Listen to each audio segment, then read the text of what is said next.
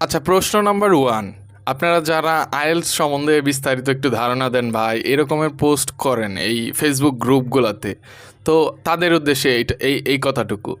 আপনারা দেখেন, আপনারা আইএলটিএস সম্বন্ধে জানতে চাচ্ছেন একটা ফেসবুক গ্রুপে। এখানে প্রত্যেকটা মানুষ ব্যস্ত, রাইট? প্রত্যেকটা মানুষের সময় আছে। আপনাকে একটা কমেন্ট, একটা বিশাল সাইজের কমেন্ট লেখার সময় কারোর থাকে না ফেসবুকে।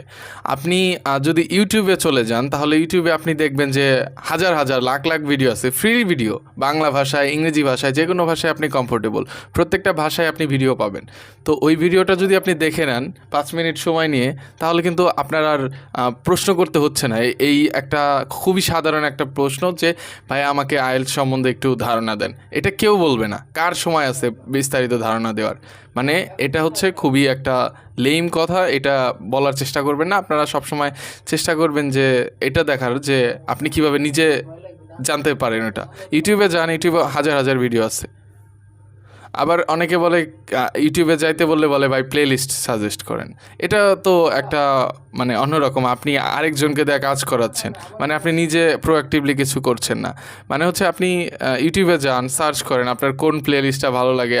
আপনার একজন ভাই, সে হয়তো ওই প্লে লিস্টটা ভালো লাগছে, আপনার হয়তো ওই প্লে লিস্টটা ভালো লাগবে না, সেক্ষেত্রে আপনার হয়তো অন্যটা লাগবে। তো আপনাকে নিজেকে খুঁজতে হবে, রাইট?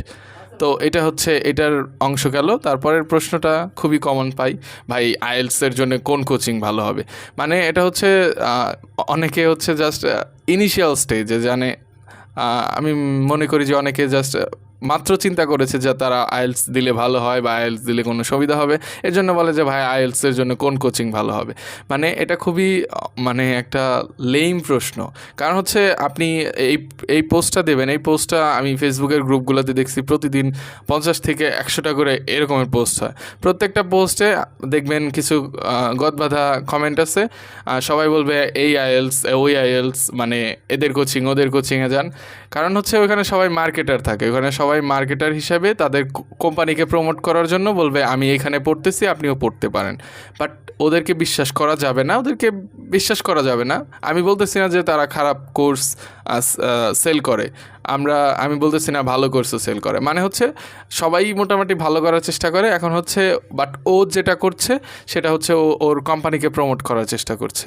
তো এটা আপনাকে মাথায় রাখতে হবে। ওইখানে আপনি আনবায়াসড কোনো রেসপন্স পাবেন না। তো এর জন্যে মানে এভাবে শুরুতেই কোচিং না খুঁজে আপনি কি করবেন, শুরুতেই আপনি সেলফ অ্যাসেসমেন্টটা করবেন। সেলফ অ্যাসেসমেন্টটা করলে আপনি বুঝতে পারবেন যে আপনার কোথায় উইকনেস আছে এবং কোথায় স্ট্রেংথ আছে। মানে আপনার উইকনেসেস অ্যান্ড স্ট্রেংথগুলো আইডেন্টিফাই করতে পারবেন। তাহলেই তো আপনি বুঝবেন যে আসলে আপনার কোথায় কোচিং লাগবে, আসলে আপনার কোচিং লাগবে কি না। মানে এটা নিয়ে তো আপনার নিশ্চিত হতে হবে যে আসলে আমি কোচিং লাগবে নাকি আমি একাই পারবো। তো এটার জন্য হচ্ছে আপনাকে সেলফ অ্যাসেসমেন্ট করতে হবে। সেলফ অ্যাসেসমেন্ট কীভাবে করবেন? প্রথমত আপনি আইএলটিএসের যে কেমব্রিজের বইগুলো আছে, এখানে লেটেস্ট 5টা বই কিনতে পারেন। যেমন 15 থেকে এখন 19 পর্যন্ত আছে, এই কয়েকটা বই কিনলেন। তারপর ওইখানে প্রত্যেকটায় 4টা করে টেস্ট দেওয়া আছে, আপনি ওই টেস্টগুলো পারফর্ম করেন।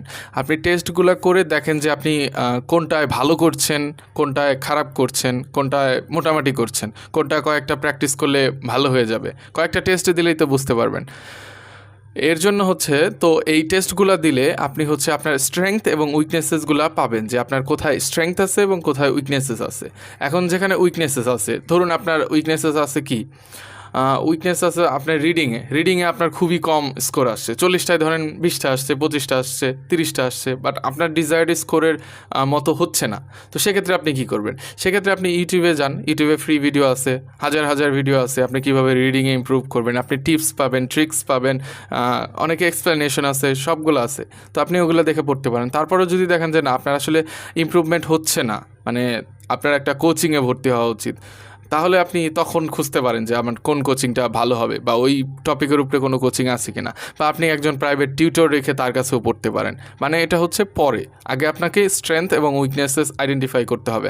এমনও হতে পারে যে আপনি দেখলেন আপনার তেমন কোনো উইকনেসেস নাই, আপনার এই এই এই 5টা বই সলভ করার পরে আপনার হচ্ছে হয়ে যাচ্ছে, আপনার মনে হচ্ছে যে আপনি আপনার ডিজায়ার্ড স্কোরটা পেয়ে যাচ্ছেন। তো সেক্ষেত্রে তো আপনার আর কোচিংয়ের প্রয়োজন নাই, আপনার প্রাইভেট টিউটরের প্রয়োজন নাই। তো এই জিনিসগুলোই আসলে এগুলা যারা বারবার প্রশ্ন করেন তাদের উদ্দেশ্যে মানে এটা আমার করা। তো আশা করি এটাই আপনাদের প্রত্যেকটার যে প্রশ্ন ছিল, যে জেনারেল প্রশ্ন ছিল, ওই প্রশ্নগুলোর উত্তর দিতে সক্ষম হয়েছে